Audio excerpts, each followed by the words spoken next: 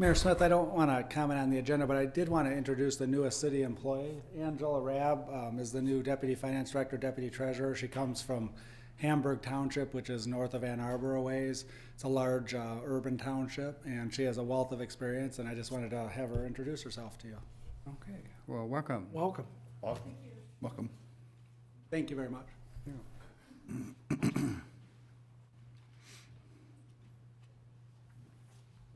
Good evening, Barry Lind, 532 4th Street.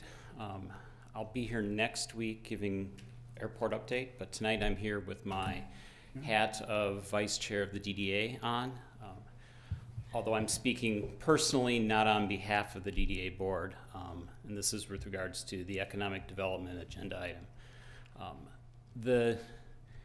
A week ago or so, myself and the DDA board chair were approached by the city manager, and a proposal was put out to basically entertain the idea of the DDA and the city cooperating together on economic development. I think this is an intriguing possibility. In fact, the DDA tomorrow at our annual strategic planning update is going to be spending time talking about these topics. It is interesting because 2 years ago, when our previous director departed, the DDA at that time actually tried to instigate, maybe that's not quite the right word, discussions around these types of topics as to how we can consolidate some of the silos of economic development that we have in our community, with the DDA playing a role, the city playing a role, the Chamber of Commerce playing a role, and the Alliance for Economic Success having played a role. At that time, it didn't make sense for the DDA to move forward in any particular direction, although we reached out and we had conversations with the city and with the chamber and with AES at that time.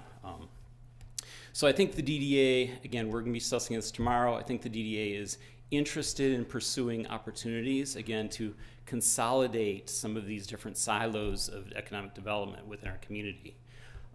Today, the DDA has received kind of a letter of discussion from the chamber to work with the DDA. So I just want to mention to council that I think the DDA is more than willing to collaborate with those organizations in the community to basically move forward on this very important topic. So thank you. Thank you, Mr. Lynn. Are there any other comments? Justin?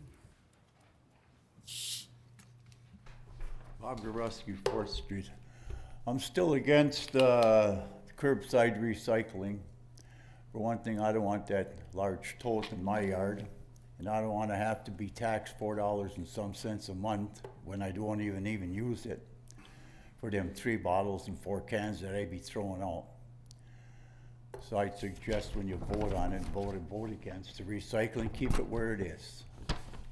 Thank you. Are there any other citizens that wish to speak to agenda-related items? If not, we'll move on to discussion of the first item, discussion on curbside recycling. Mr. McCullough? You gonna start off? The city manager asked me to give a quick refuse collection primer just so that everybody is kind of on the same page and has a common understanding of our refuse fund, and then I'll turn it over to Jeff and they can talk about curbside recycling. I'm going to turn this clicker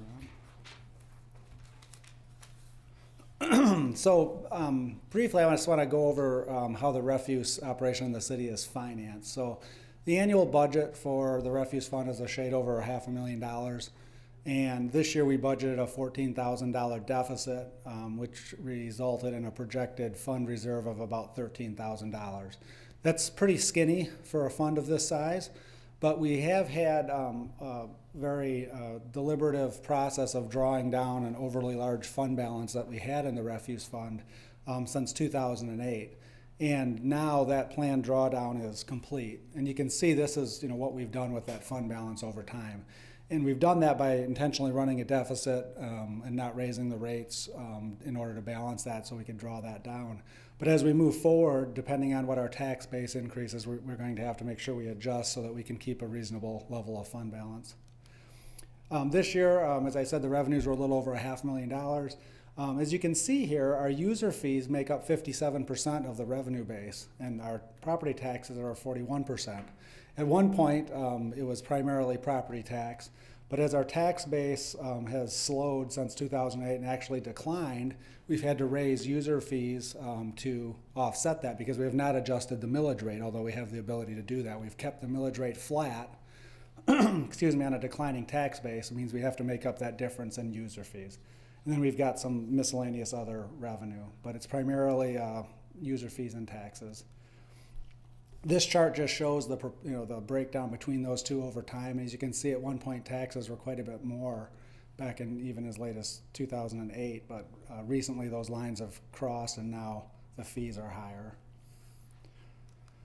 On the expense side, as I mentioned, we budgeted about $500,250. Almost all of that, 80%, goes to the residential trash haul and residential services. We've got about 4% for municipal, 10% for yard waste, and then other is about 7%. Our contract with Republic Services runs through June 30th, 2020. It has a 2% annual escalator, and just by way of reference, that equates to about a $9,000 annual increase on just the residential pickup, but all of those items escalate by 2% a year. Those annual increases must be offset by either higher tax revenue or higher user fees, and as I mentioned, since our tax base hasn't been growing, we've had to raise user rates up to make up the difference. Just kind of a little quick breakdown of our customer base. For residential customers, we've got about 1,730 mini customers. They pay $4.80 a month.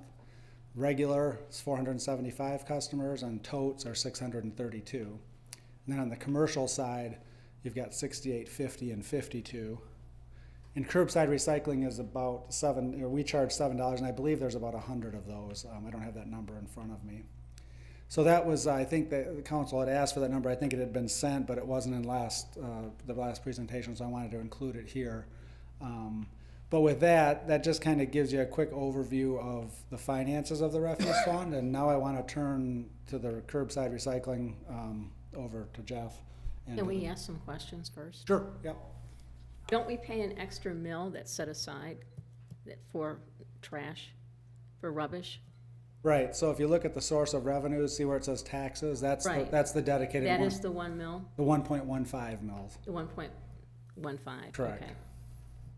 And nothing else comes out of the general fund, it's just that 1 mil? There's nothing that comes out of the general fund. It's a separate authorized millage. Okay. And you have the ability to levy up to 3 mills for refuse. That's been rolled back to like 2.7. So you have additional millage for refuse purposes that could be levied, but council has chosen not to do that. Okay, interesting, thanks. Yep. Where's the other come from? Sales of trash bags, yard bags, things like that. And the revenue for buying them Comes out of the refuse fund as well. Yep.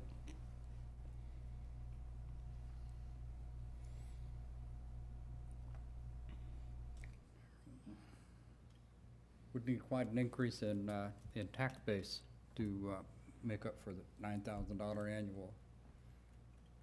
What kind of an increase would be I mean, required? you're showing with the 2% escalator about a $9,000 increase in annual cost. No, that's just for the residential pickup. The annual increase is actually more than that. I don't have it in this presentation, but I just, as an example, because that was the biggest piece of that.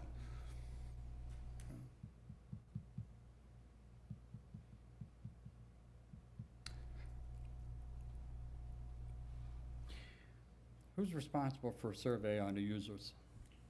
I understand the city does the billing for refuse. And so we've got 1,700 households with a mini service. I know we've had this discussion before when I asked the question. You go by a residence and there's a tote sitting out there and bags on top of the tote and boxes and bags at the side of the tote. the driver generally picks up whatever's there without regard to what level of service a customer is paying for. Is that correct?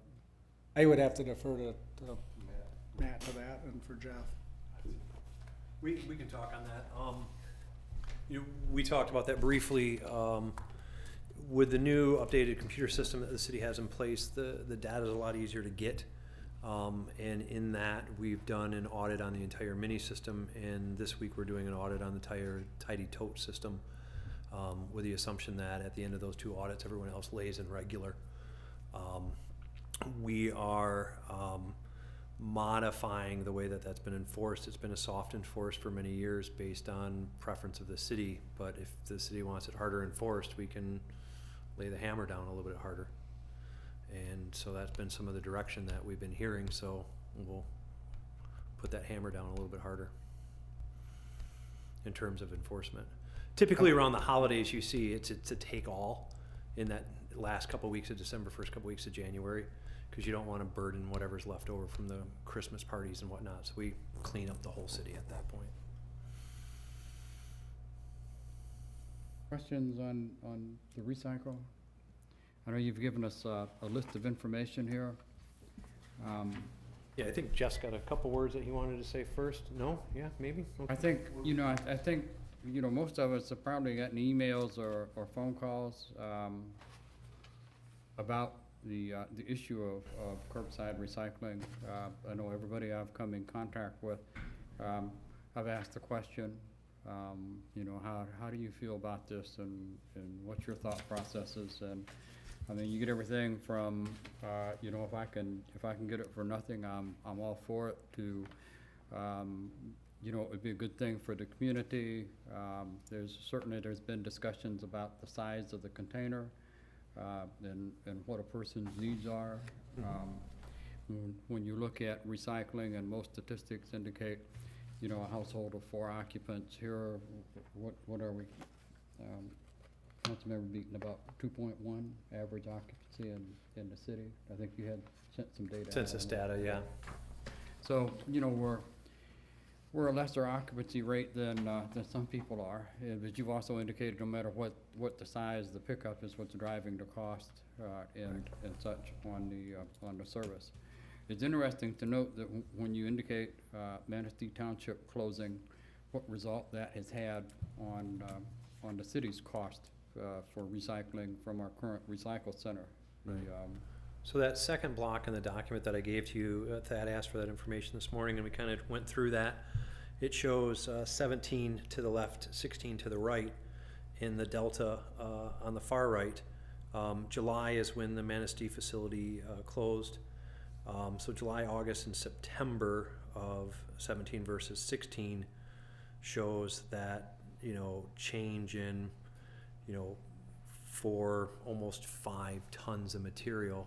Your average commingled box is a 0.75 ton box. That's about 6 extra boxes at roughly $2,200, $2,300.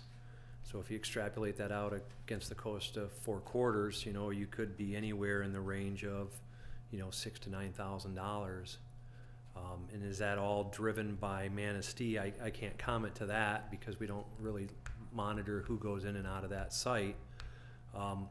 What I will tell you, and you could go back and look at last year's annual report, traditionally that recycle bin has been decreasing in weight because of the way products have been light-weighted. The water bottle, of course, is a lot lighter today than it was 5 years ago. That's kind of leveled out for the last year. So if you look at June's number, and if I ran you the data prior to that, all of those numbers are pretty consistent. They're within 0.2 or 0.3 of each other. They don't really fluctuate a lot. And then when that July blip came on the radar, you really start to see a pickup there, and it's continued going forward. You'll see much higher numbers in the summer just because of the traffic patterns we have here in the community than what you will see in the winter. You'll see, the fall months and the early winter months really closer to that 1 ton versus the 2 tons. But still, I think you're going to see at least a $5,000 budget pickup as a result. It's the tide will come. It just depends on which beach it'll land. It'll still be the tide.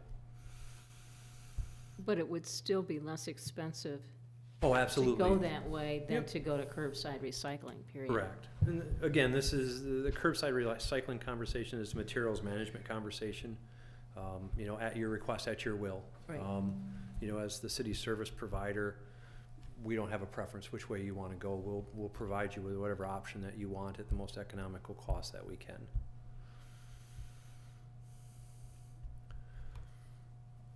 Mr. Merculo, when it comes to monitoring, I was at the recycle center the other day dropping things off, bags of plastic cartons stacked off to the side of the bin, which was about half full. So I was sort of surprised that people didn't put their bottles in there. Boom box. How are we doing on illicit materials that are being dropped out there? I honestly haven't received a complaint directly in quite a few months on those materials. My staff checks that regularly. When they see that stuff, they take care of it. I've said several times before that the abuse since we've moved that site has reduced probably 80–90% from when it was in the city garage. So currently it's very manageable for us. Thank you.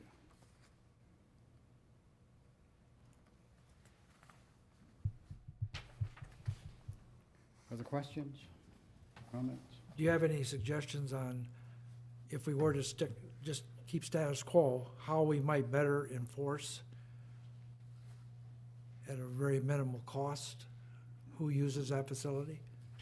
We've had some internal discussions on that, and without staffing it or putting in some sort of a card reader or something like that, I'm not sure how you can restrict and control the traffic that comes in and out of it.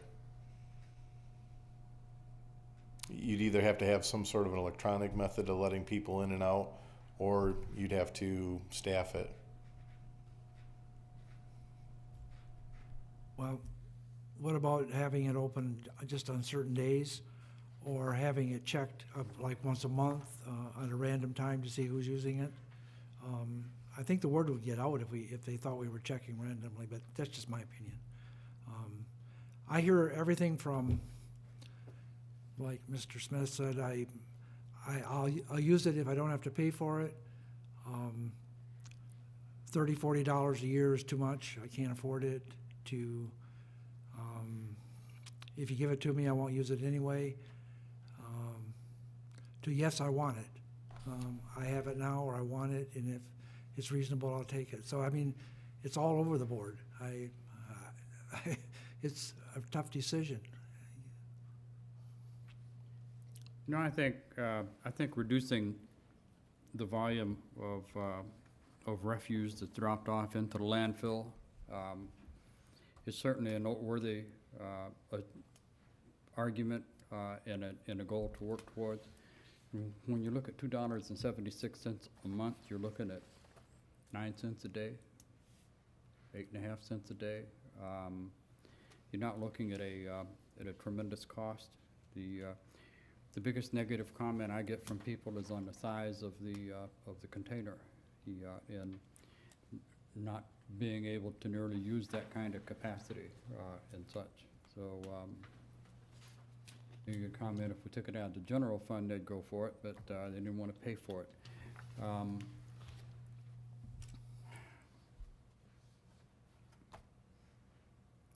I think it's a good thing.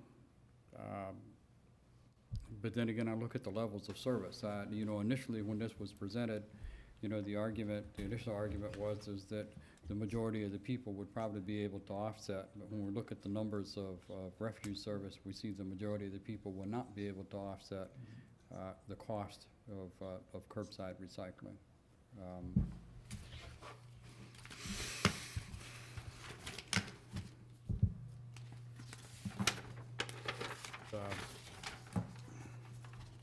Difficult data point at this time.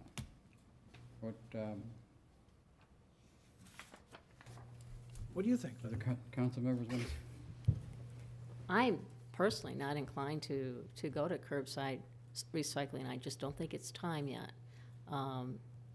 It may be in the future, but I don't think this is the time for it. I think we have people that are very satisfied with the recycling center that we've already invested effort into.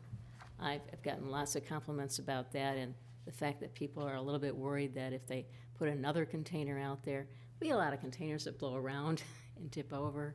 And I'm sure Matt knows a lot about that too. And people are worried that we're just gonna add more trash to the streets, and they like the fact that it's contained in that enclosed gated area.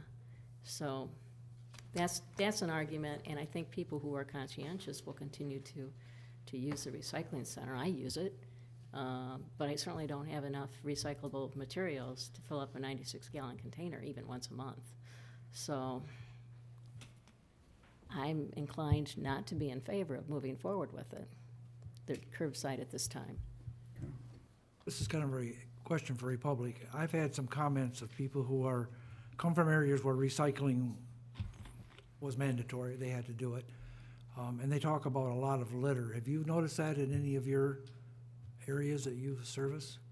You know, the litter is not necessarily a tie back to the recycling, it's a tie back to the community and the general policing of the streets and the neighborhoods. I mean, if you look at a recycling program in Flint versus a recycling program in Scottville and what the streets look like in those two different communities, they're gonna be worlds of difference based on the community.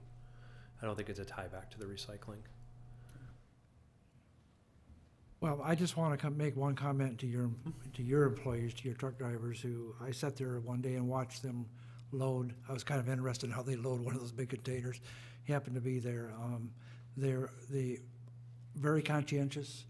They actually do police that area when they're done and pick up anything, and anything that can be recycled, they crush it or whatever and get it in that bin and take it. I just want to give them that attaboy that they did a good job. They do a good job. Well, I appreciate that very much. And I appreciate the guys, the driver that's been coming to my house regularly. Ben? Ben, he's terrific. I can't say enough of good things about Ben. You've got a great employee there. Thank So, you. On the second page of that document that I gave you, it talks about recycling trends, and this isn't a position to sway you in either way. This is just more of a factual point here. In 2015, when the council last asked for this and presented, it was 225. In 2017, when we're representing, it's 4.25. And it's likely to continue to increase based on what we're seeing nationally and the feedback we're getting from within our organization. And those 6 items there are really why. You know, a lot of it comes down to, you know, the processing facilities dealing with this material are investing more and more time and value in those processing costs. And the trade restrictions that are coming against us that you started seeing back in 2012 with the green fence and now in 2016-17 with the national sword are putting a definite hurt on that industry. So those numbers will continue to rise as new programs are introduced. And again, I'm just putting that out there as a pivot point for you when you say, well, let's look at this again in another 3 years. That number will never go back to that 225 offer that you had in 2015. The DEQ grant can help offset some of that as we've proposed.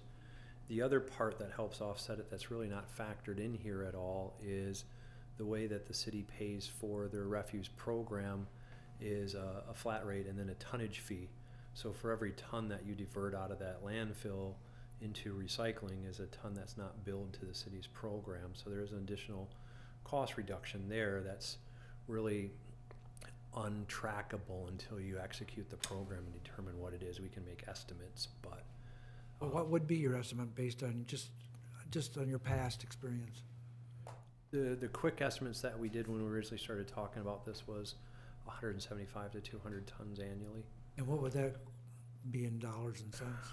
In dollars and cents, that would be. Let me see if I can get that for you here real quick.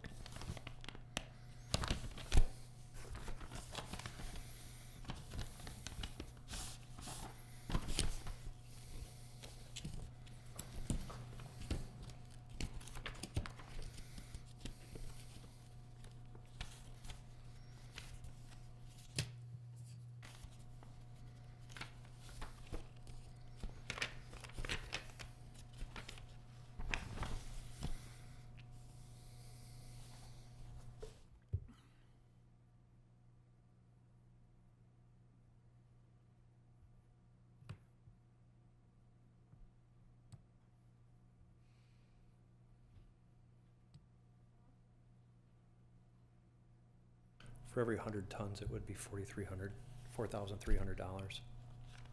And we would, I would guess somewhere in the 150 to 200 tons as a stab at it on what you Okay. would divert based on your house count and what the national projections are. I don't have my hearing aid turned up loud enough, so Yep. tell me again the numbers. Not a problem. Per 100 tons diverted, the city would see a savings of $4,300. And the estimate, quick math, would be probably gonna divert somewhere between 150 and 200 tons. 150 and 200 tons Okay, so you're in a looking recycling program. about 8,600.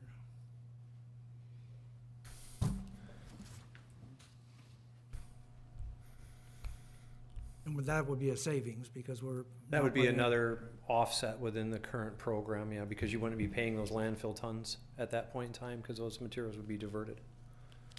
If I remember correctly, this monthly rate of 276, there will be a 5-year contract, Correct, and that's going to increase every year by what percent was it? 3%.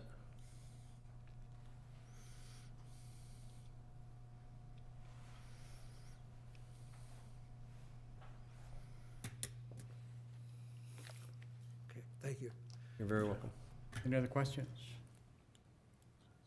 Um, My feeling is, I mean, we have residents here who are very seasonal, who, you know, you put this on their water bill, I'm sure it's at $2.76, but if they're not recycling now and they're seasonal people, you're not really gonna see a pickup.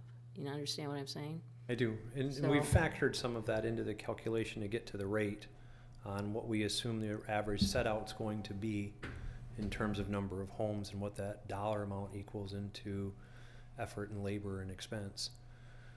So some of that's figured in the calculation. We know that 100% of the people are not gonna put the containers out 100% of the time. Right. Well, you probably know how many pickups, example, that you have for trash right now at Harbor Village. Mhm. So you can probably make an educated guess as to what they would do recycling-wise, right? Correct. So that's very seasonal, Mhm. and lots of rentals.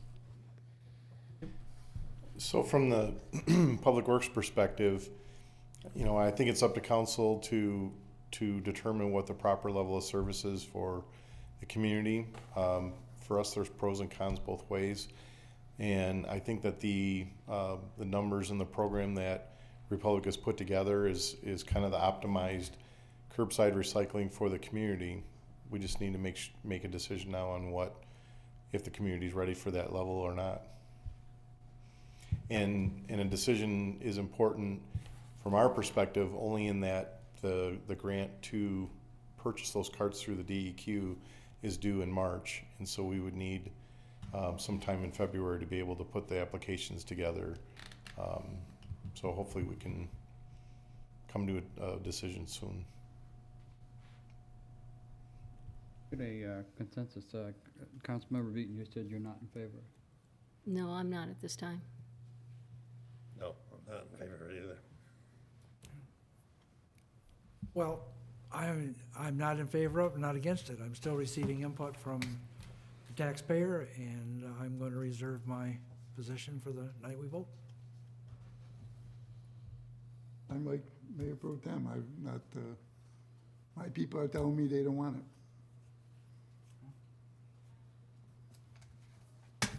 I haven't made a decision yet, but I'm not leaning towards it. Okay, I'm gonna, recommend we not put it on an agenda to, and go forward with it at this time. I feel bad in one sense, there's been a lot of time and energy put into this, to explore the possibility, but, I think we've all gotten a fair amount of feedback and talk with, citizens on their issue, and I think from the beginning, I stated that, the last survey that was done on this showed about 80% favorable if it didn't increase the bill at all. And that seems to be the starting point there. Councilmember Beaton points out a good thing too with the high number of seasonal residents we have. And they still have issues with ready to serve. I mean, we still have to have capacity of water and sewer. whether they're here year-round or not, they're not paying metered rates while they're gone, but, you know, that's an issue of capacity. So, Mr. Taylor, I guess we would park this at this time and consider options going forward in the future, but I do appreciate everybody's time and energy. Yeah, we'll have the information if at some point council wants to revisit the topic. Well, absolutely. As behalf of Republic, it's our pleasure to put this information in front of you at your will and your request. I mean, we're here to service you as a community.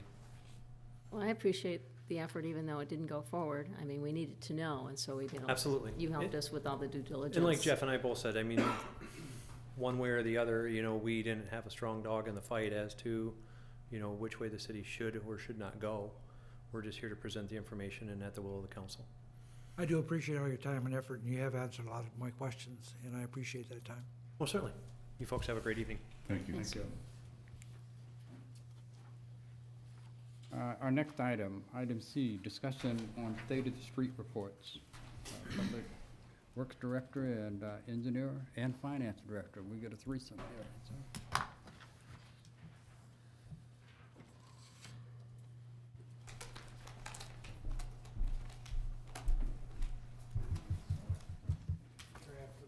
Thank you, Sean. Oh, show and tell. Show and tell. Yeah, show and tell. Thank you. Thank you, sir.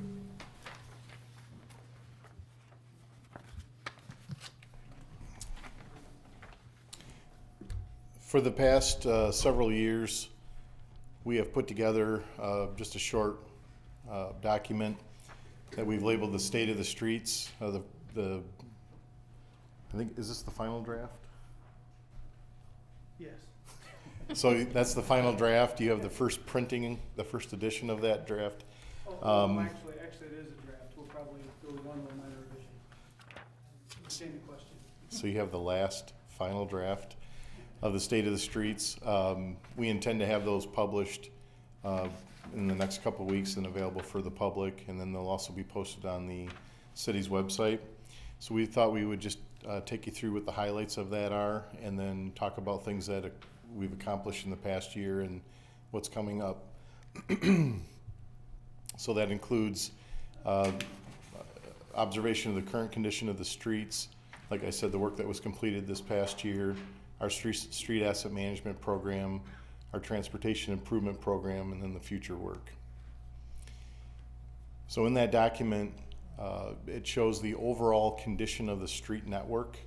It shows that 44% of the streets are still in poor condition, the same amount are in good condition, and then 12% are in fair condition.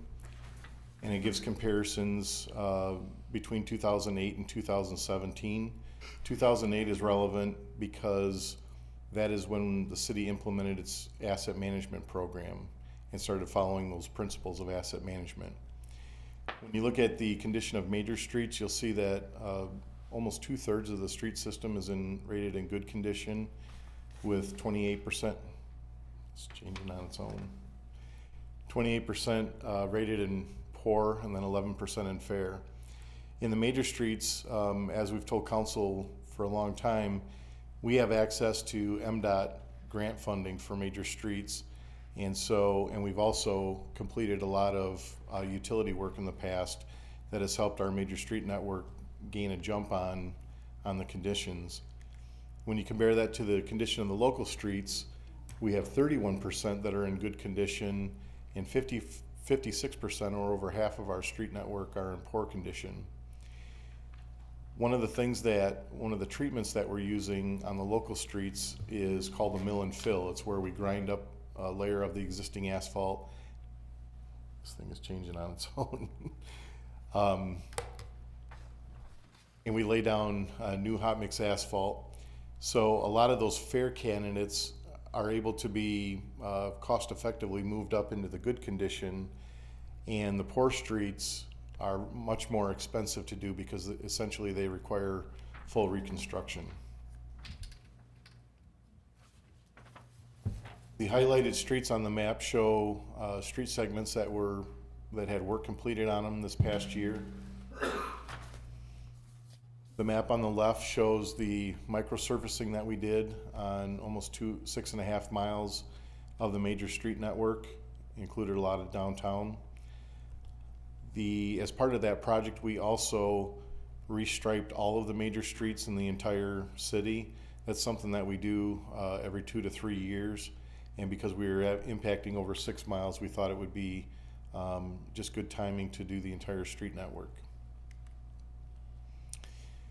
The microsurfacing, as you're aware, is a preventative maintenance technique. So it requires a street that's in pretty good condition to put a new surface on that, protect it from the UV, the detrimental UV rays from the sun.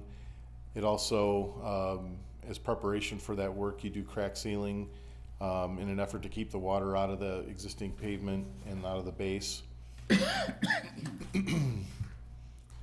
One of the larger projects as far as dollar amounts, but smaller as far as footprints, was the 12th Street segment that we did between Oak and Maple Street. That was a full reconstruction, and it was constructed to current major street standards. But we also were able to tie in one long block and a second block of Oak Street between 8th Street and 12th Street. Part of the development agreement when Reith Riley built the asphalt terminal down on Manistee Lake was some money that Reith Riley pledged to put back into our street system. If you recall, back in 2016, we cashed in on the majority of those funds and did quite a bit of mill and fill on local streets, and we had some funds left over when we balanced that project out. So about a third of the project to upgrade Oak Street was paid for by Reith Riley, and the rest came out of our local street network or local street funds. That street, just due to the base conditions, we actually pulverized the existing asphalt, mixed it in with the gravel, and then laid new hot mix asphalt on top of it. It's pretty stunning when you look at the engineer's rendering from 4 years ago. Where'd he go? 4 years ago or so, compared to what it actually looked like once the construction was complete. The only thing that's missing is some of the striping for the bike lanes that hadn't occurred yet. And the 4 trees. This year, we also instituted what we believe is a beneficial annual program to do crack sealing.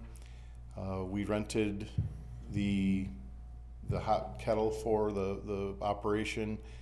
We purchased our own materials, and we trained public works staff to actually install the crack sealing. And all of the red areas on that map were candidates that came out of our PASER rating system, and we actually did a little bit more than what PASER had rated, but we completed all that this fall. There's a picture of our crews working on it. As I mentioned, the Street Asset Management Plan is a 5-year document. The original plan was developed in 2008. It was updated in 2013, which puts the next update in front of us right now. So over the next couple months, we plan on going through that document, updating it,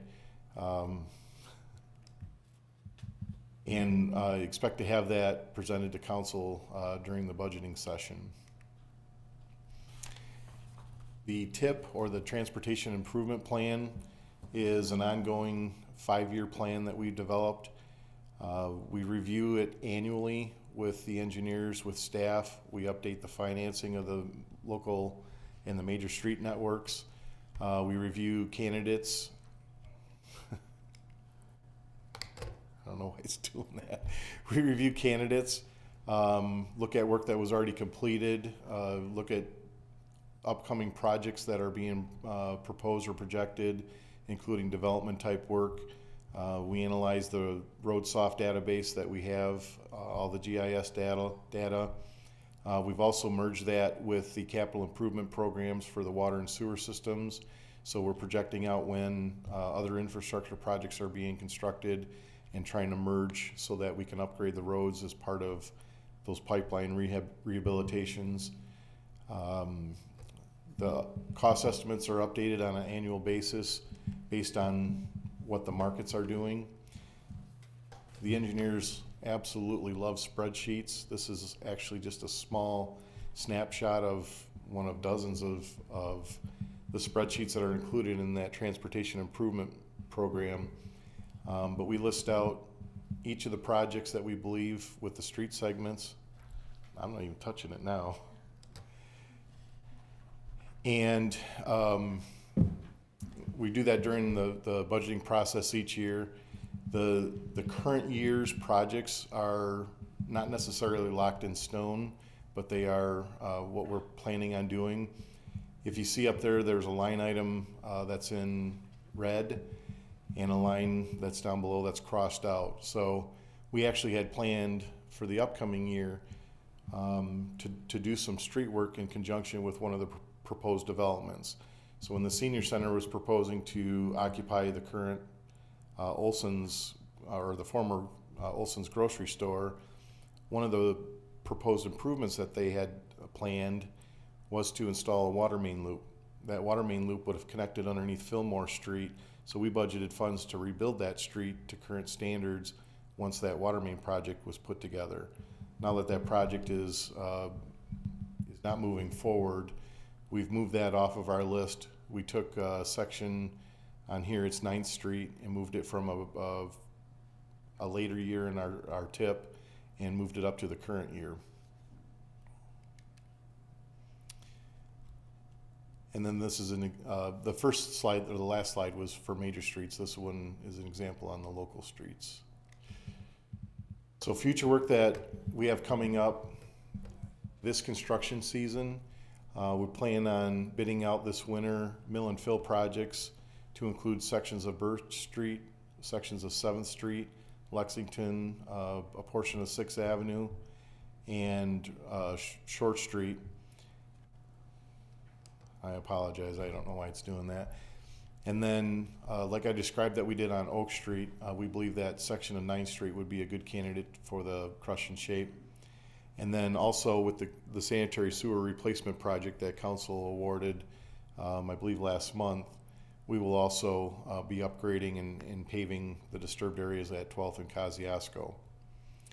In 2019, we have a local agency project. Those are projects that are administered through the Michigan Department of Transportation because we received a $375,000 grant through the Small Urban Program.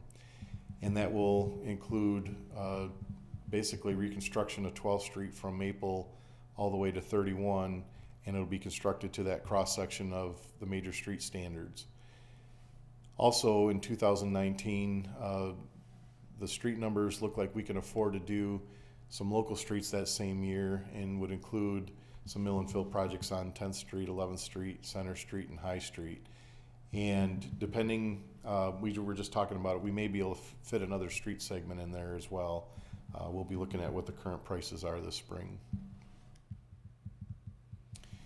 So the projects that are included in the next 5-year transportation improvement program are all highlighted in different colors there. Those were all part of are part of the current budget that's been approved. And with that, we would take any questions that you have. I had a question for you on this phaser.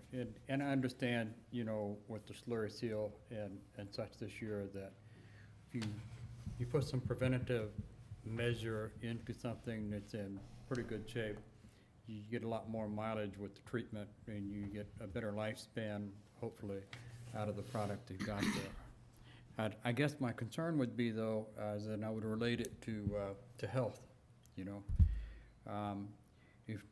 If we put all the resources into keeping healthy people healthy, and we ignore very sick people, we're gonna have a high mortality rate. We're gonna have a lot more cost when we get around to treating the very poor streets. And instead of some being being heavy rehab, they're gonna be total reconstruct, and it is the most expensive measure. What's the logic with this? Well, it's almost a triage effect to that. And honestly, the way that and not just the city of Manistee, but the state of Michigan and the United States as a whole, the way that road work was funded was only for reconstructing roads. We would wait till those roads got to the point where nothing else could be done to them. We would tear them up, we would fix them, but there was never enough money to do that effectively and take care of all the roads that needed to be reconstructed. And quite frankly, as a nation, that's why we've ended up in this position where we have so many bad roads and we can't afford to fix them anymore. So the federal highway had never given or never allowed the allocated monies to be used for preventative maintenance techniques. They've changed their ways on that. So now they've let the state get into the asset management, and the state's been encouraging all the local agencies to get into asset management as well. It's not a complete solution to the problem because our networks street networks have degraded so far that there may be never enough money to fully bring them up to speed. And so what we're trying to do is keep the to use the money that's available in the most cost-effective way to keep the overall health of the street network. The first slides that I showed you were comparisons of the overall street network and how they're getting better overall. That doesn't mean that every segment is getting better. Some segments are getting worse. And one thing that you have to keep in mind is if we have 50 miles of streets in the city of Manistee, we lose 50 miles of life in our street network every year, regardless of if we do anything to it. And what we've been able to show, or what studies have been able to show, is that things like crack sealing will add a year of life to that street segment at a very low cost. If you do a full reconstruction, that reconstruction adds 15 years of life to that road segment, but it costs exponentially more. So, we're trying to do the best with the money that we have. It's been a hot topic for council. We're trying to show that the network's improving with the funds and the support that we're giving the streets, and we welcome any more help that you can give. How many reconstructs have we done in the last 5 years? The only reconstruct that we've done in the last 5 years would be 12th Street. And then prior to that, it was tied to the utility projects, to the sewer projects. Well, Mr. McCool, I've been attending council meetings for a long, long time, long before I was ever on council. Some of the same streets that they talked about back then, we're still talking about today. Now, I understand doing a full reconstruct and doing all the infrastructure that needs to be done. But I think it's time that we try to figure out a way that we can fix some of those roads in some way to make them better. Some of them I understand from the last report, and please correct me if I'm wrong, because I've been trying to think, I can't remember, and I couldn't find it at home, but you did have a chart at one time that kind of listed when we might get at some streets and when we might be able to do them, or am I imagining that? We sat down, when we started going into creating the transportation improvement program, and to be honest with you, when we get beyond 3 years, it is extremely hard to forecast. When we started this, it was extremely hard to forecast out what projects were going to be done because we weren't sure what the prices were, we weren't sure what the conditions were. We went to the 5-year specifically to adhere to the development ready communities criteria. But then also the next thing that happened is we started getting into the window where we thought we could afford putting money into water projects and sewer projects. And so I think the real opportunity to upgrade some of those local streets that require reconstruction is to put them together with the water and sewer projects where the money can be leveraged, and some of that pipeline can pay for a portion of the project, and then the balance of it can come out of the street project. And so if you look in the current TIP, I believe in years 4 and 5, we've got some local streets on the north side in both of those years that have strategic and critical water improvements that then will follow with road reconstruction as part of that. I get over on the east side of town, I drive around. Some of those roads are really, really bad, and I don't see in the near future where we're even going to address those. Well, one of the options available, and it's my understanding it was recommended by the street committee a number of years ago, is that to move in the direction we've been moving and show some improvements, and then as an option, seek Headley override and use those funds towards street improvements.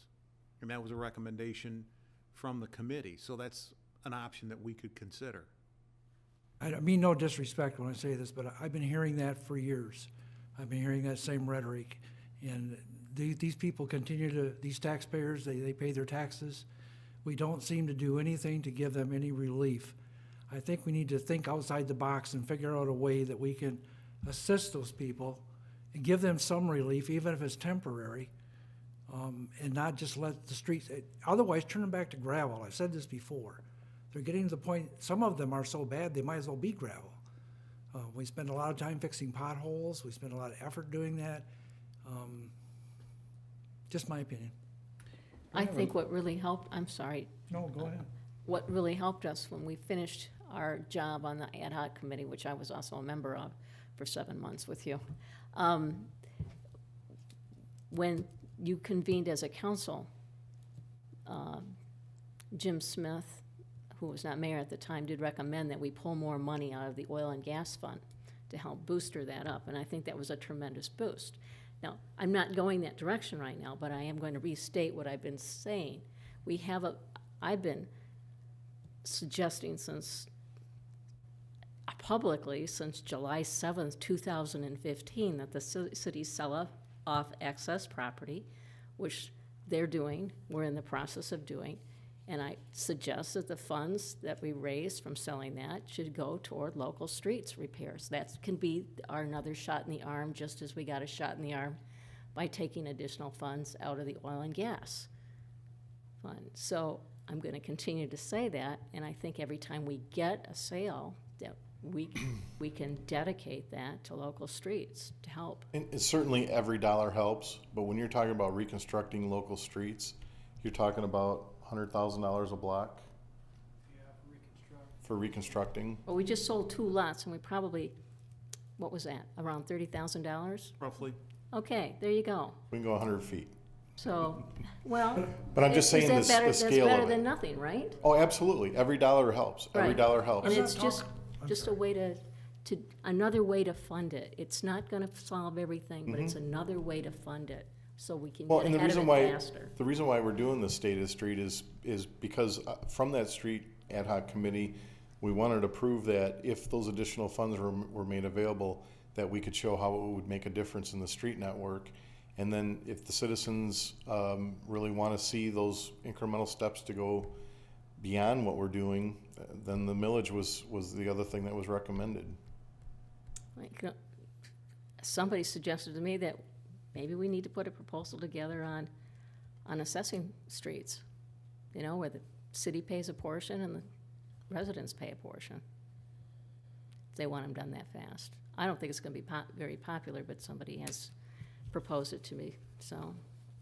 What I've seen across the state in terms of special millages, whether it's be for streets, police, libraries, whatever, if you put together a very well thought out plan and engage the community, there's usually support for those things. And especially when you can show it's going to be done over a period of years, where it's going to be done, how it's going to be accomplished, and who's going to benefit from it, there's been support across the state. We'd agree with that, and it could apply easily to doing a special assessment district, because then it's not, okay, we'll all agree to pay more taxes, but we want to see the benefit on our street. If they really want to see the benefit on their street, that's a way to go. Well, I just have trouble with, I'm not talking about fully reconstruct. I know some of the streets need to have their sewer and everything reconstructed, but there just seems like there ought to be some way to help those people that have been paying taxes for years there doesn't seem to be anything in the near future for them to grasp a hold of, to get their streets Well, and I will, when you look at this slide, the techniques that we've been doing, the mill and fill, those, is it sub 5 to 7 are the candidates for that, or is it 6 and 7? 6 and 7.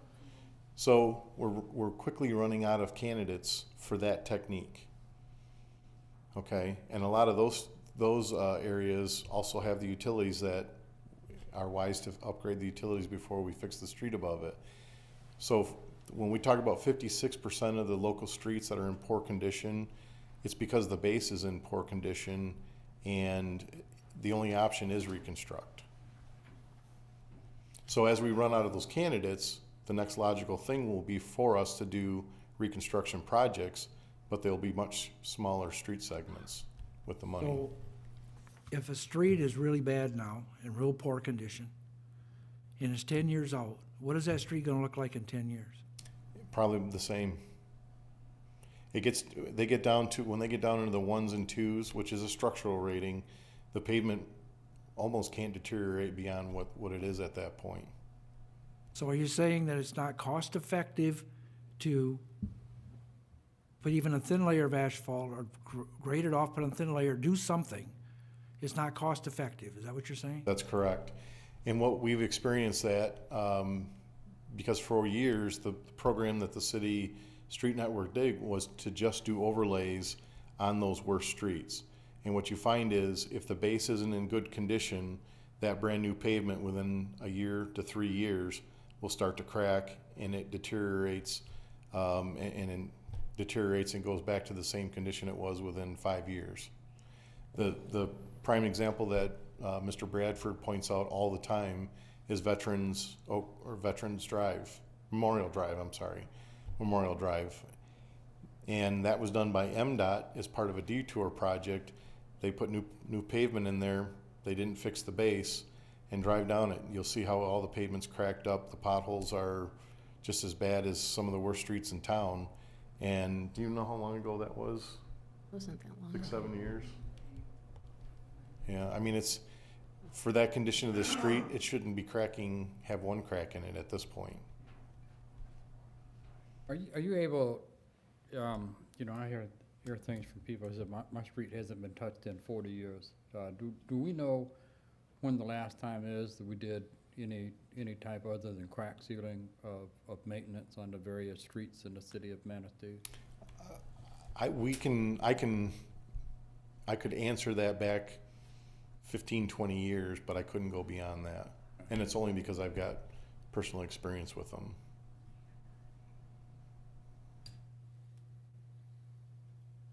I was on council at the time when the street report came out, and we took some money out of oil and gas, but I'm here to tell you it wasn't a pleasant and smooth experience. I pushed for $600,000 that year. We got 5. It was better than the 4 that was projected. It was a cumbersome process. It doesn't keep me from engaging that process again, and I probably share everybody's concern on the state of our streets and the concerns that citizens have on our streets. And I believe that report indicated we need $600,000 a year just to maintain the current condition of the street. That's not making any headway, but that's not losing ground on condition. So in reality, we need more than $600,000 a year if we're ever going to make any progress, and I think that's on us. We got a budget process coming up, so we'll need to look at what our priorities are and kind of move forward with that. And just to clarify that, you're absolutely correct that 600 and some $1,000 was if you optimize the asset management principles 100%.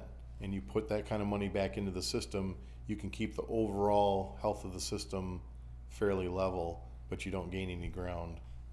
My speculation would be that we've got some streets in town that have received attention 2 or 3 times, and other streets that have been totally ignored over a long period of time. I mean, just the sense of what I've seen since I've been here. Would that be possible? I can't think of any, but Okay. I mean, where we've done some, like First Street, We just milled and filled First Street, didn't we?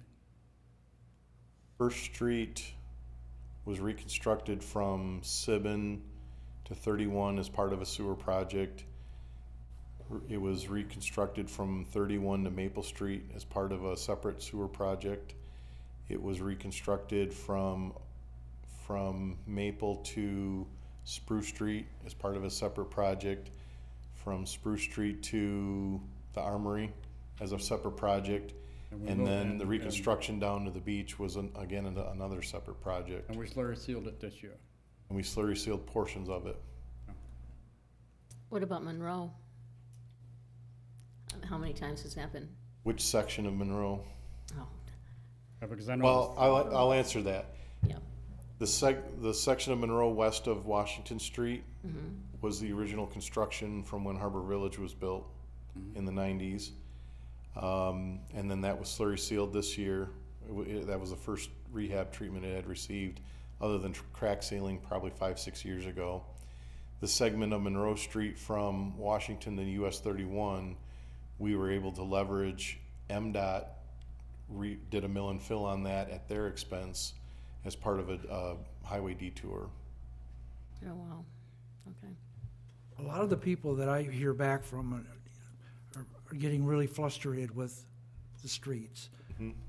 To the point that I've been hearing that they may even consider passing a millage, a Headley override. Is that what I want to say, Mr. Taylor? That's an option, Headley override, or you can do a special. Maybe a suggestion would be have the people weigh in on it and see what they think. Strictly dedicated to streets, used for nothing else. We need to try something. Because what I hear you saying is we're never going to get there.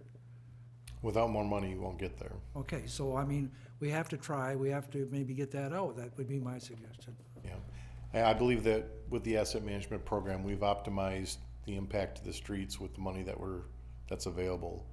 And these are the results. Well, the other option is then to cut services someplace else so we have more money to put into streets. It all goes back to more money. It goes, yeah, okay. Any other questions?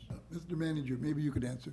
When they have a project like they did on 12th Street where them trucks are hauling all that sand out, is there anything in the contract that they pay a few dollars more or they don't pay anything? Well, we actually had, the Public Works had a voice in the application for that mining permit and the renewal of that mining permit. And we didn't require them to bond or certify the road that's out in front of it because it's planned for reconstruction in another 18 months. We did restrict how they could travel in and out of there so that they stayed off the inner city streets. At one point they started trucking down 12th Street to Maple and Maple to First Street. We put an end to that.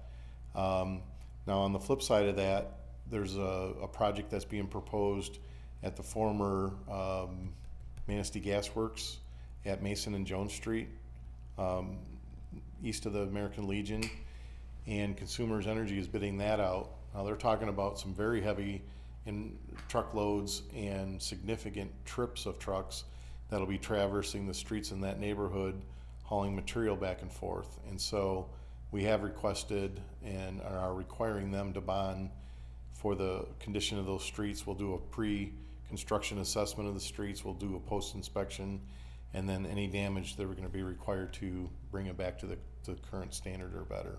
I walked 12th Street and boy, they ruined it. Yeah. It's junk.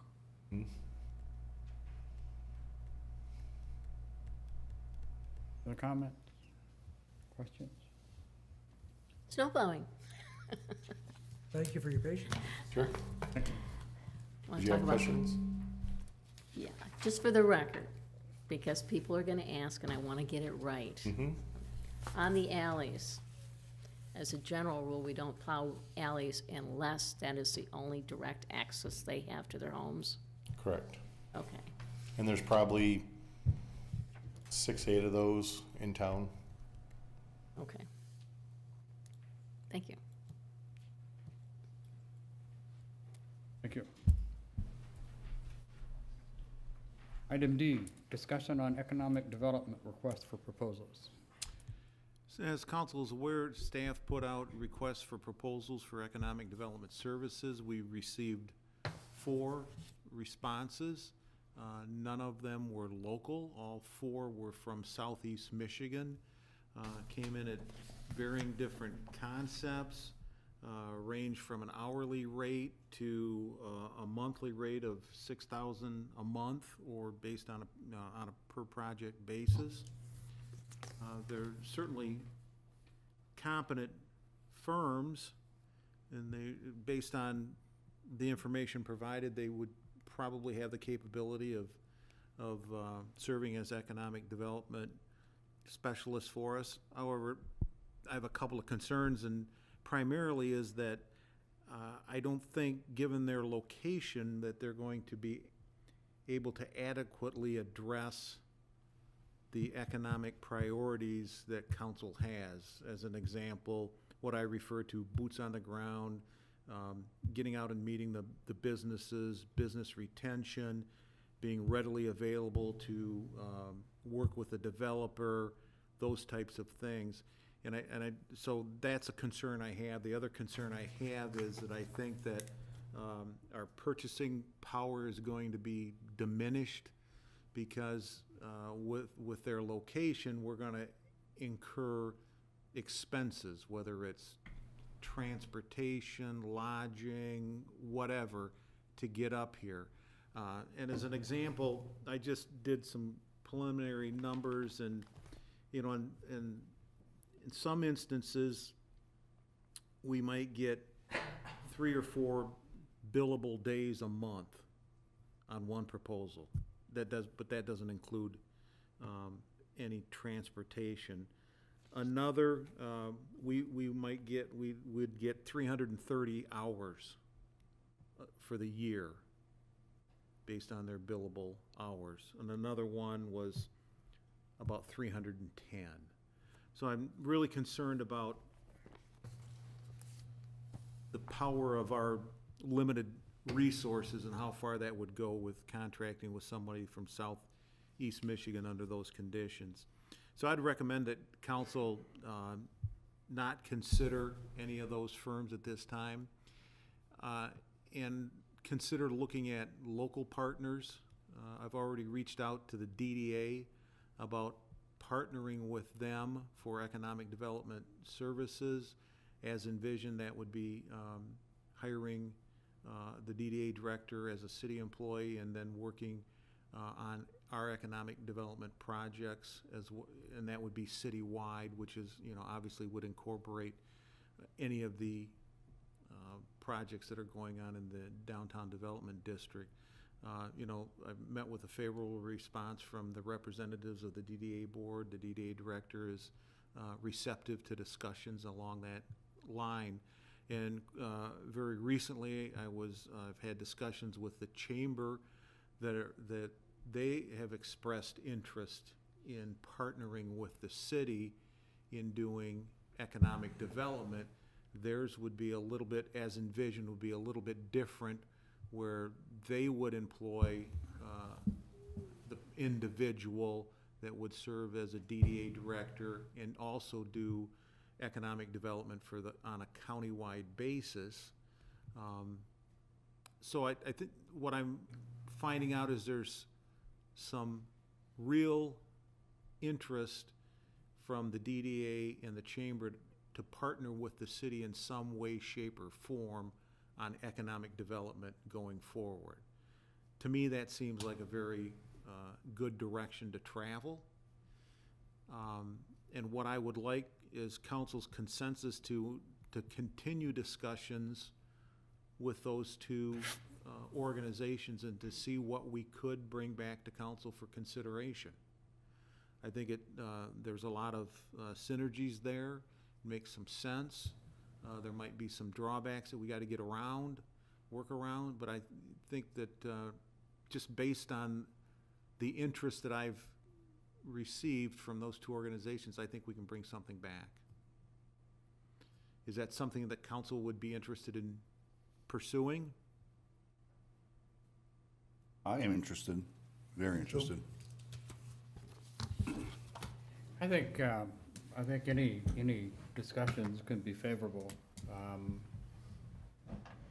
mean, you need to look at options. I personally feel anything would be better than what we were getting. I like objectives, I like timelines, I like things that are defined. And I got tired of hearing in the past that, that's hard to quantify. When you're spending taxpayers' money, we need to be able to quantify what they're getting for their dollars.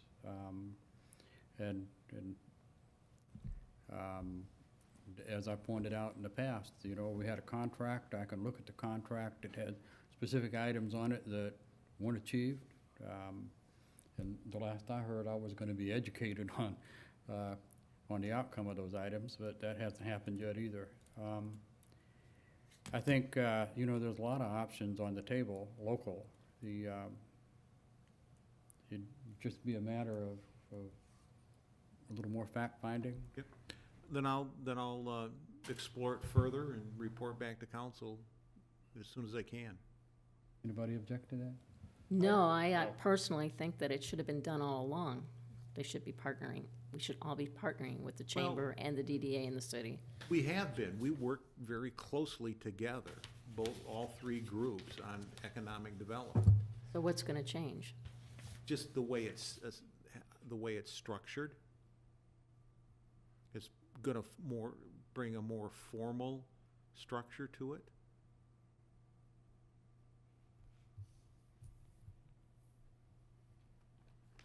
Well, I'm going to reserve any comments until I see how it plays out. When I first heard about this, I was all excited, and then I started thinking about it, and I think maybe that can all be worked out and discussed and talked about. But serving two masters is not an easy job, and you got two bosses, and there needs to be a lot of discussion on how that's going to all play out, and that we all play nice together and still be productive, because the only losers here is DDA and the city, so we need winners.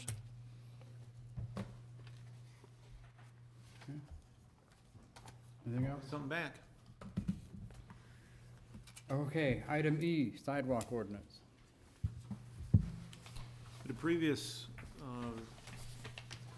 work session, we had a very, I think, productive discussion on sidewalks. And the direction we got was that council was not too enamored with the fact that residents were responsible for the maintenance and repair of the sidewalks on their property, and asked us to come back with something different. And one of the things that was suggested was that we define maintenance.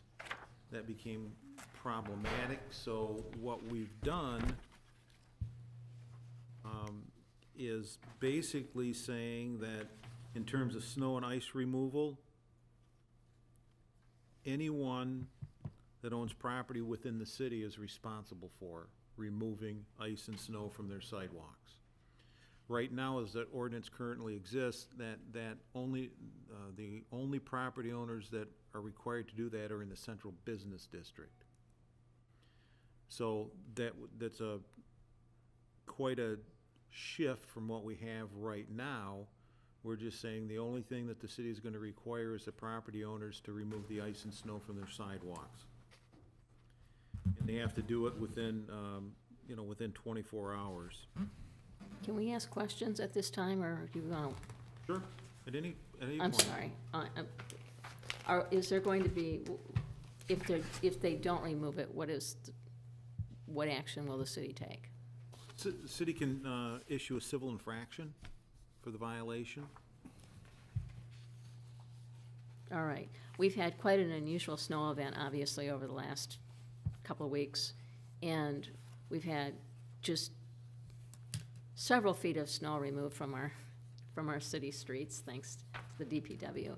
And you can't really control, and there's no way to control the blades and where the snow is being thrown. So people who have shoveled sidewalks are quite frustrated with the fact that they may have to be held responsible for clearing them. So I'm trying to look for a way to remedy this so that it's not like, you know, I just shoveled my driveway and my sidewalk, and then the city plow came by and plowed the streets, and I know they can't do anything about not throwing the snow up here, but it's all over the sidewalk again. How do we handle those situations? Couple of things. Number one, you know, certainly education is the first start, okay? And the property owners to understand it would be their responsibility.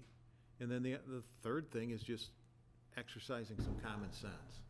Certainly, there's a difference between a property that has not been shoveled in 3 and 4 and 5 days, as opposed to the neighbor that might have shoveled, and you can notice that they've been shoveling, but there's just a recent accumulation on there. Those are two different things. Okay, And- well, that's what I'm looking for, some sort of reassurance that we're not gonna slam the hammer down on those people then.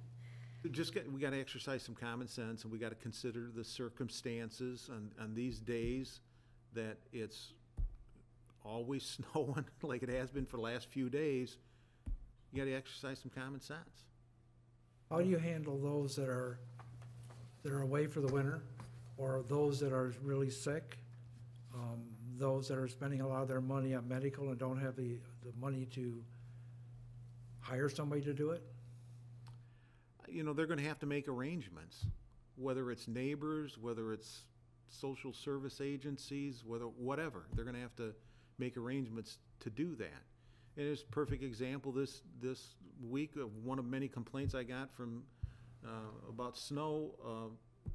A lady called in and was upset that her and her neighbor's car had been snowed in by the plows. And I called her back, and she said, "Oh, I'm okay now. My neighbors came and helped me out, and I'm in a good place now." So those are things that are gonna have to happen. You know, if you have, help out your neighbor. Well, you know, I help my neighbor out because he's a seasonal resident. He's up mostly during the summertime or during a holiday period. But I think like Councilmember Beaton had pointed out, I had nice clean concrete when I left the house this morning. I came back, the plows came by, they threw it up, and there's all this chunky, mushy stuff over half the sidewalk, which I went out and cleaned again, because if you don't, it's gonna freeze tonight, and then it gets ugly. I think there's a difference between someone that has shoveled their walk and then didn't have time to go out because more snow accumulated and people can pass by on it, as opposed to going west from my house down past some rental homes and stuff. People have to literally walk in the street because of the depth of the snow or the freezing and the thawing. It's so uneven and dangerous to walk on. They risk breaking an ankle or something. Common sense would have to prevail. Right, and that's I the only think way it's gonna. Mayor Pro Tem's right too. You know, we got people that aren't here for the winter. And I pointed out when we were talking with DDA about things, you know, you get a business that doesn't open till 10 o'clock in the morning on River Street. So no one's down there shoveling the snow off the sidewalk towards the curb for them to pick up and move off down the street. They come in at 10 o'clock, the roads are already done. Are we going to allow them to shovel the snow and occupy parking spaces with the snow the rest of the day? There's some sort of compromise and arrangements that are gonna have to be made, not only downtown, but citywide. Well, in that particular instance, if we're requiring it to be pushed out there so we can remove it, then they need to have it out there at a certain time. The city would do like they used to do, go with the little Jeeps or something down the sidewalks and plow it off the road. In the to road. downtown area, yeah, and we also plow the sidewalks Yeah. around the whole city as time allows. You know, the one drawback to this is that, depending on how the council wants this enforced, it's something that our police department is not gonna be able to stay up on top of on a regular basis, and we'd probably have to look at hiring a part-time code enforcement officer, that this would be one of their responsibilities, just, you know, keeping track of this, along with other responsibilities. And that's something that I had already had planned on putting in our next budget as a part-time code enforcement officer, that, so we can do a little bit better job on our blight enforcement and weeds and things of that nature. Well, I think the real reason we wanted the term maintenance defined so that people understood that they were responsible for the snow and ice on their sidewalks.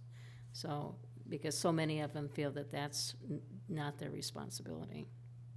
Agreed. And if this is something that the council feels is the appropriate thing to do, we can put it on a council agenda in probably in February, and have it for council's consideration. And if council adopted it, what I would recommend is that we make it publicly known that it's something that we're going to work into. Because I think at this point, right now, in the winter, to say, you gotta start doing it, I don't think that's really fair to everybody.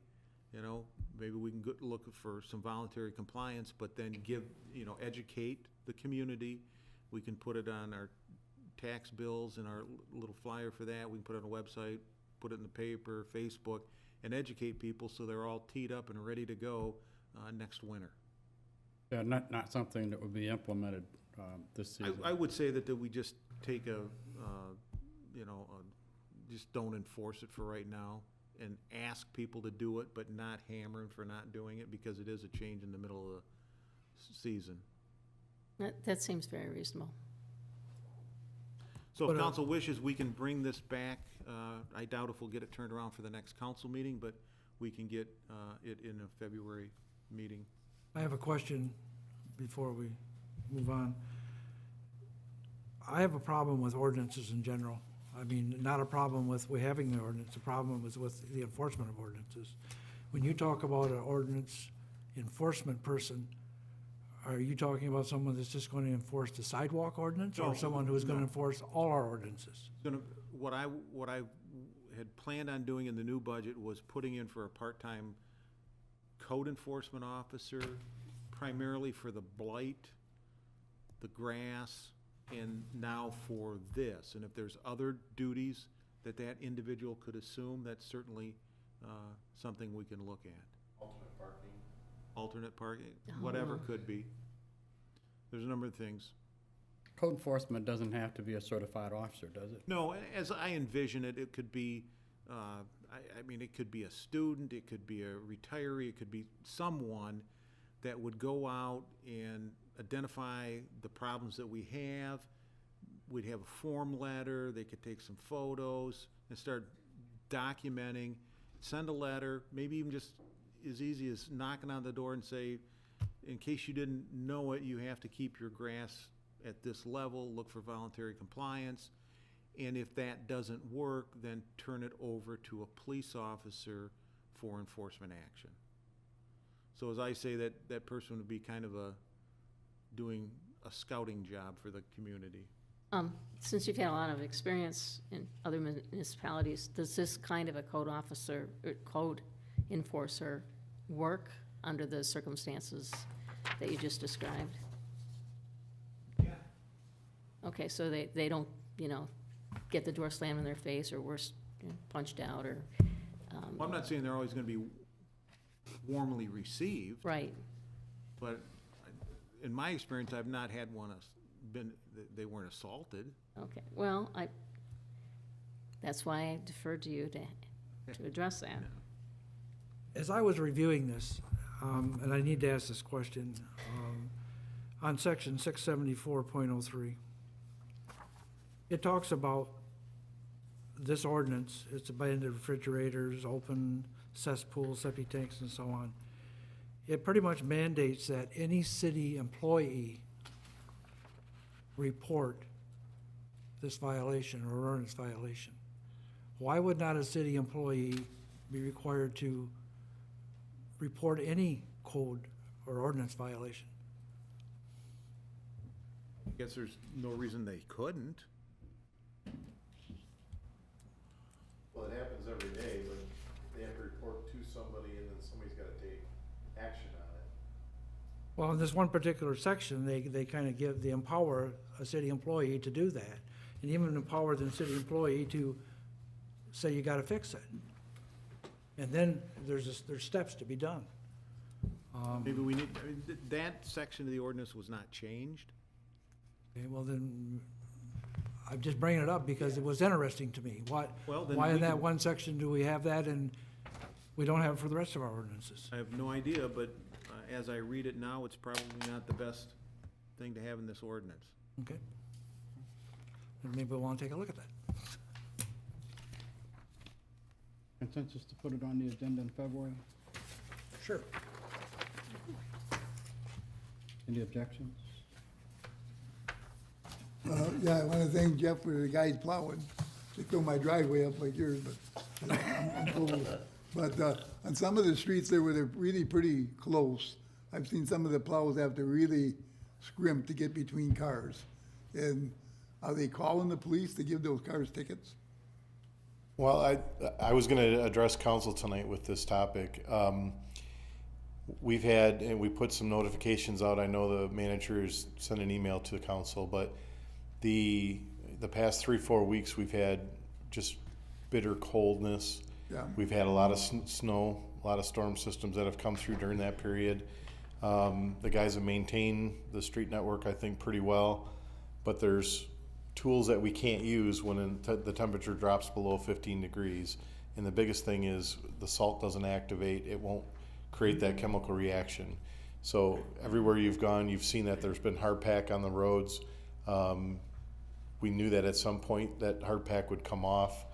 The warm temps that came Sunday and into Monday released it, and as soon as we started plowing, it came up.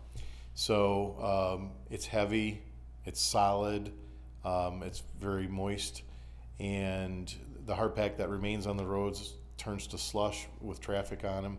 So the guys have done, I think, a wonderful job the last 2 days clearing the roads, getting that material back to the edges of the roads.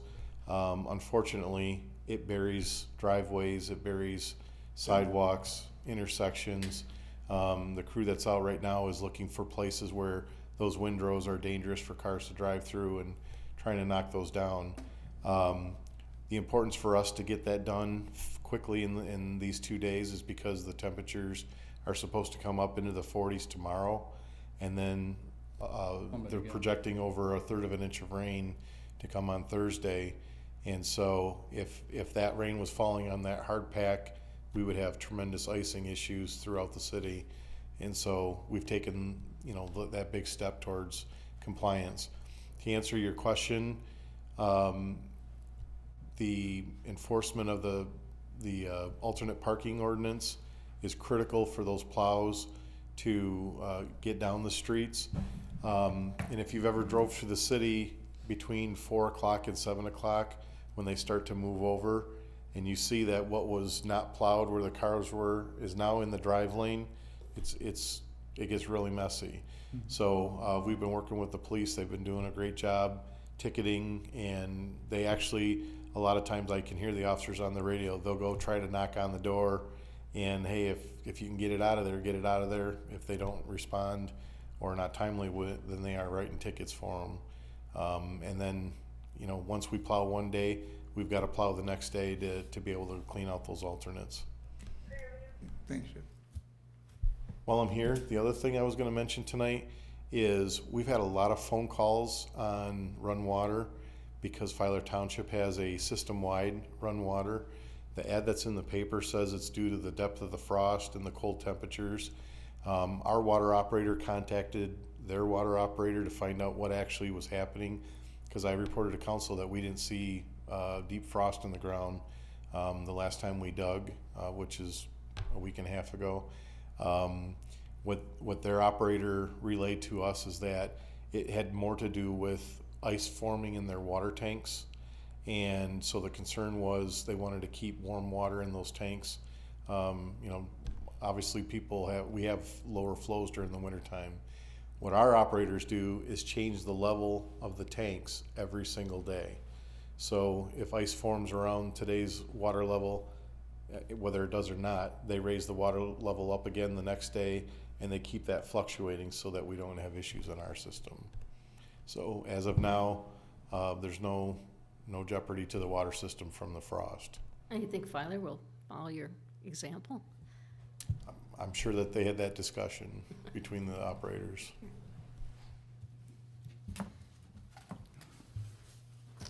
I have another, Other other, items. in February, if I remember, Mr. Bradford, you said MERS was gonna be here?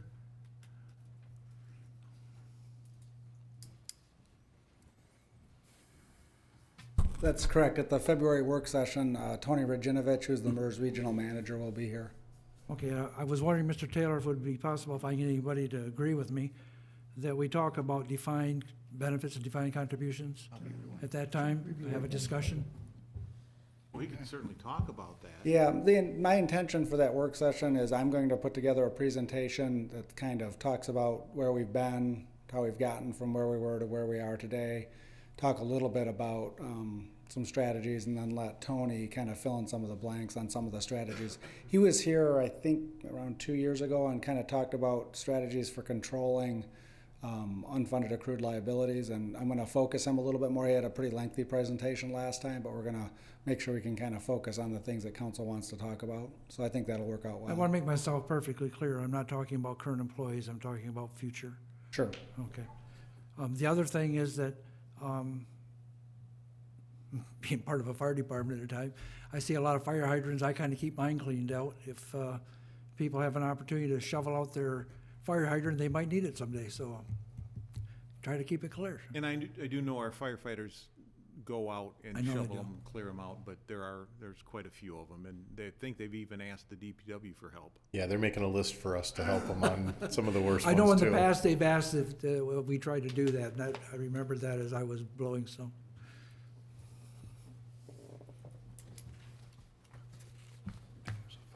Any other comments? City staff comments? None. Public safety? Got anything? No? Motion to adjourn? Yes? Adjourn.